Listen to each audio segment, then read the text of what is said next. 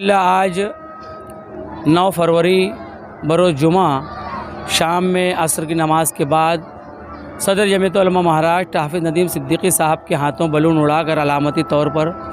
इस तजारती नुमाइश Malegaon festival Malegaon expo का इफ्तिताह अमल में आया और लोगों के अंदर बहुत ज़बरदस्त जोश व खरोश नज़र आया।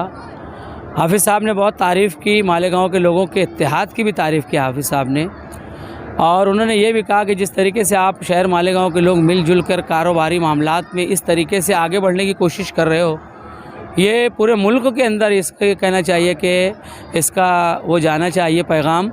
और पूरे मुल्क के मुसलमान माशी तौर से इसी तरह मुत्तहिद होकर, जिस तरीके से मालेगांव के लोग मुत्तहिद होकर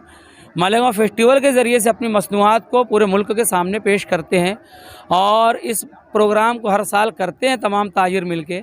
इस तरीके से हर जगह के मुसलमानों को माशी तौर से अपने तिजारत को फ़रोग़ देने के लिए इसी तरह का इक़दाम करना चाहिए। और उन्होंने हमें यह भी कहा कि इस मालेगांव फेस्टिवल का जो आप इश्तिहार है, इसका जो पैगाम है पूरे मुल्क के अंदर आप लोगों को ऐड करना चाहिए,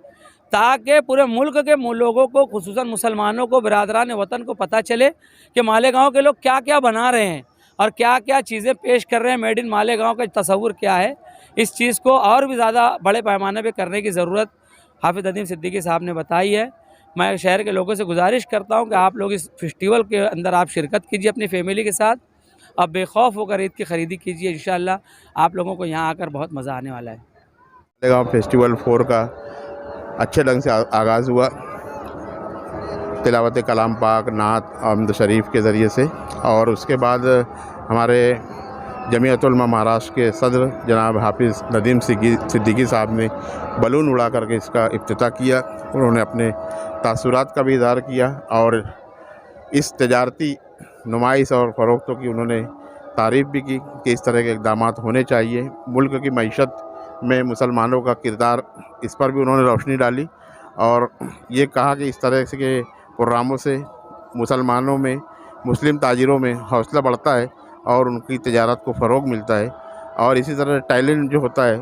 उसको भी कहीं ना कहीं एक्सपोज़र मिलता है। तो इस तरह से पहला दिन ये बहुत ही कामयाबी के साथ शुरू हुआ है और हम अल्लाह की ज़ात से उम्मीद रखते हैं कि ये 8 दिनों जो फेस्टिवल है इंशाअल्लाह आप तमाम हज़रात के दुआओं से, ताउन से कामयाबी और कामरानी के साथ इख्तिताम पज़ीर होगा। रोज़ाना जो है शाम में 4 बजे से लेकर रात में 10 बजे तक रहेगा, और इसी तरह ये कल्चरल प्रोग्राम जो है असर के बाद शुरू होकर के रात में 9:30 बजे तक के प्रोग्राम रहेगा।